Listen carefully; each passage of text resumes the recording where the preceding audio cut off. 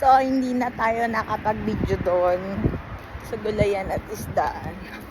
Kasi sobrang daming person. So, uwi na tayo. Hindi ako nagbihis para mamaya pagka dire-diretso na. Diba?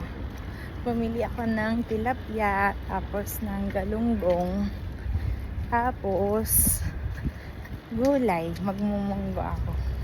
Ito siya, oh. Dami. Tapos bumili rin ako ng ng saging, yung maliliit. Yung kung sa Pilipinas tawagin senyorita. Yun. Sobrang init. Grabe. So magluluto tayo kasi bukas ay day off natin.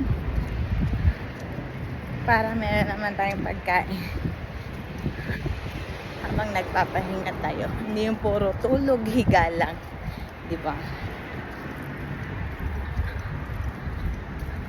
Sobrang daming tao kaya hindi na ako nakapag-video mga mamenser. Kasi nahihiya din ako. Sabihin, ba't na nagsasalita mag-isa? Joke lang. Siguro sa susunod din ako mahihiya. So, yan, bit-bit lang natin mga mamenser yung pinamili natin.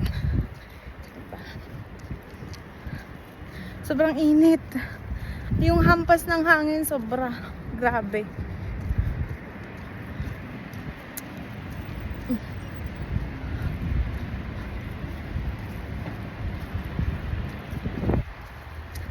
Wala ka service ng McDo. Ang oras lang ba? So sige na, maglalakad na muna ako mga ma'am and sir.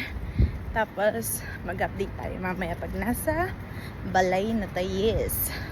Bye bye!